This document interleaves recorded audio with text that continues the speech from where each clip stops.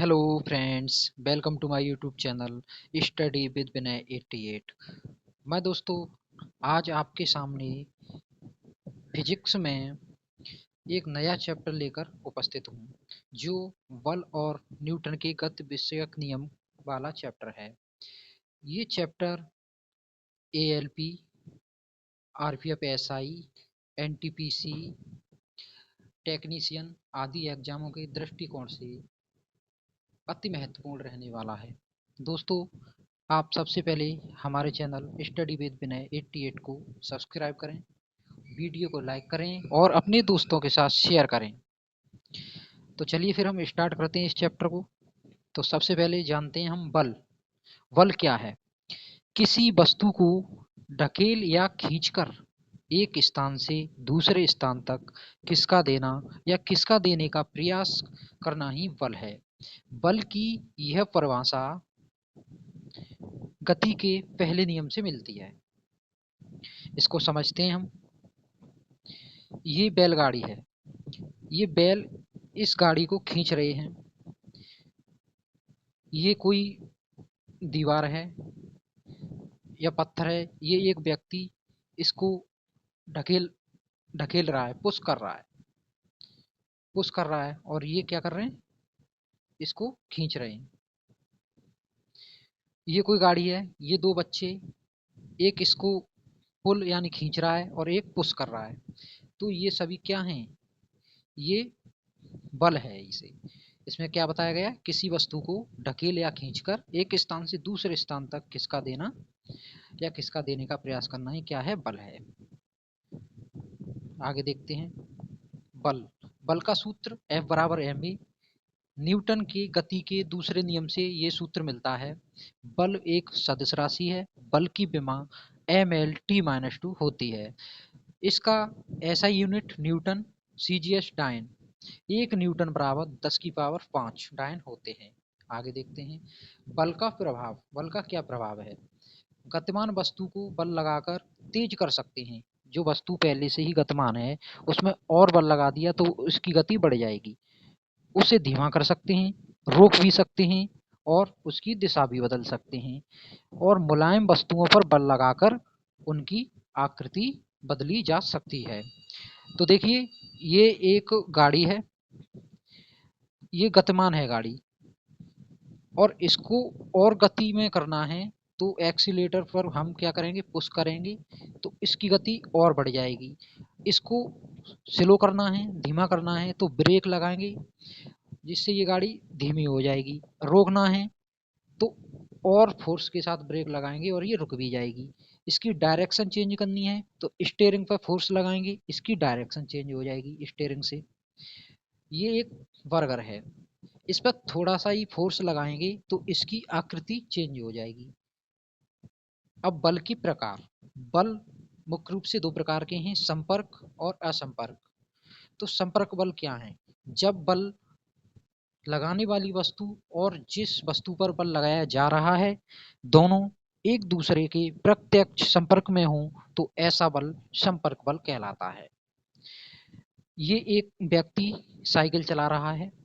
ये इसके पेडल पर पैर द्वारा बल लगा रहा है। पेडल और इसके पैर में संपर्क है, एक दूसरे के संपर्क में है तो ये कैसा है? संपर्क बल है। ये पैर से बल लगा रहा है तो इसे क्या कहेंगे? ये पेशी बल कहलाएगा।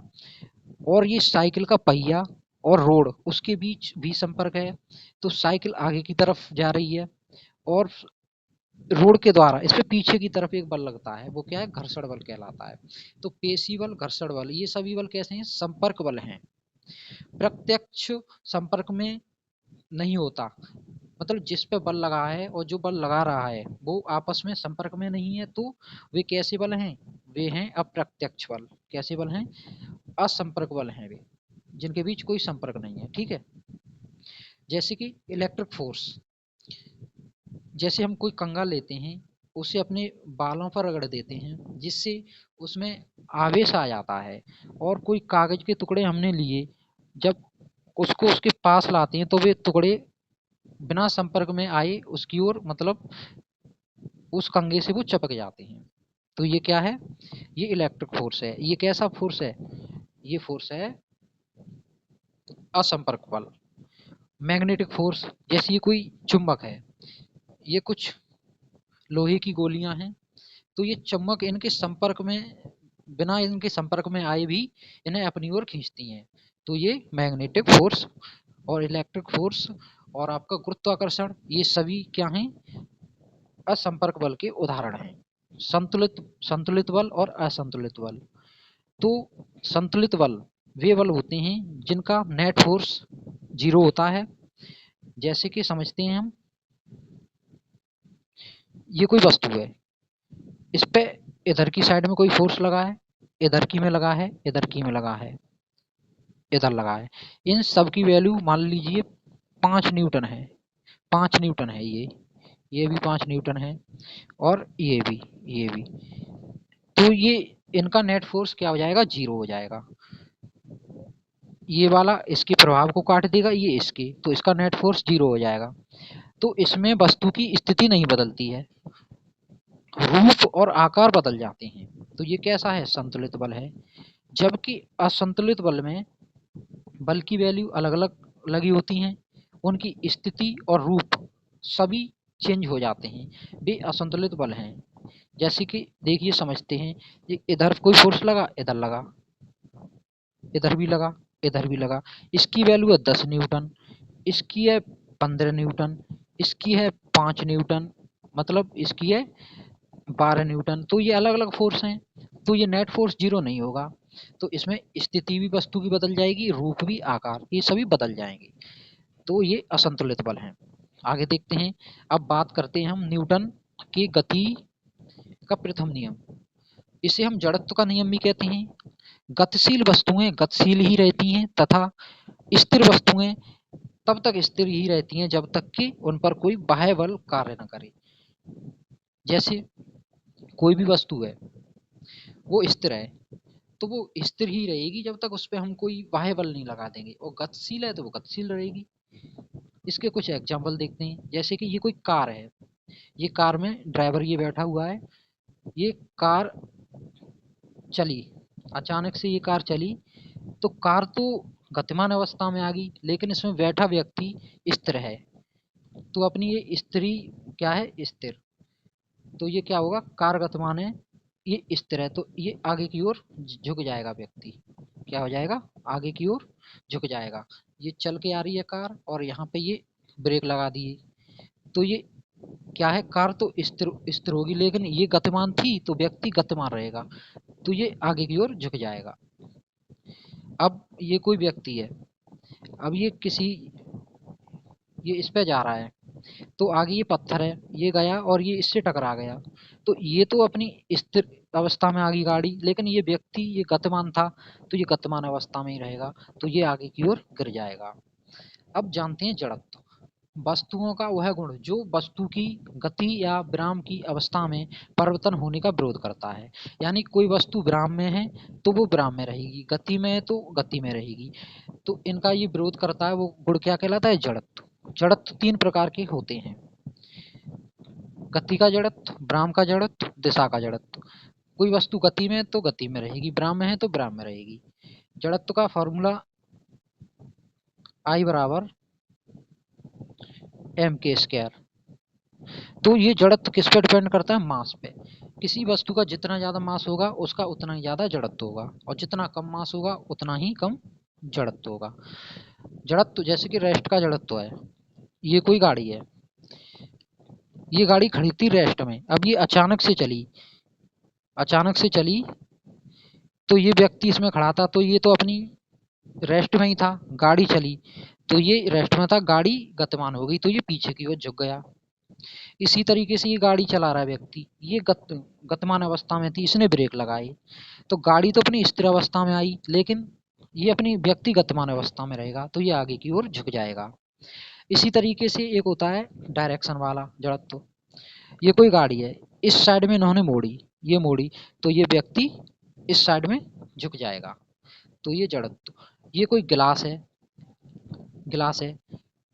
ये कोई इसके ऊपर फट्टा रखा हुआ है जिसके ऊपर एक कॉइन रखा है, इस फट्टे को एक साथ खींचेंगे तो ये तो गति में आ जाएगा, लेकिन ये सिक्का स्थिर रहेगा और ये सिक्का गिलास में ही गिर जाएगा। अब देखते हैं गति, न्यूटन की गति का द्वितीय नियम, इसे संवेग का नियम भी कहते हैं। किसी पिंड के संवेग में परिवर्तन की दर उस पर कार्यरत नेट बल के समानुपाती होता है तथा संवेग में परिवर्तन की दिशा नेट बल की दिशा में होती है। इसको जानते हैं, हम समझते हैं। जैसे इसमें ये कह रहा है संवेग बराबर होता है P बराबर mv, P बराबर mv होता है। तो किसी वस्तु पर जो फोर्स लगा है वो संवेग परिवर्तन की दर के बराबर होता है, ये बताया गया है इसमें। इसको समझते हैं। संवेग बराबर क्या था? P बराबर mv था। क्या था?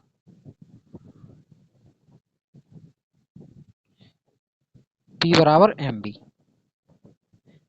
संवेग में परिवर्तन करेंगे तो ये कोई वस्तु है, इसका मास m1, इसका मास m2 और इसका वेग v1 और इसका वेग v2। तो मास तो बराबर रहेगा लेकिन वेग बदल जाएगा। तो P बराबर mv2 minus mv1 upon t। इसमें से m कॉमन आ जाएगा, m कॉमन आ गया तो v2 minus v1 upon t। तो वेग वेग परिवर्तन की दर कहलाती है त्वरण। क्या कहलाती है? त्वरण। तो F बराबर ma। तो फोर्स का समीकरण बन गया। ये न्यूटन की गति के द्वितीय नियम से मिलता है। ये क्या है? दूसरा नियम है। आगे देखते हैं।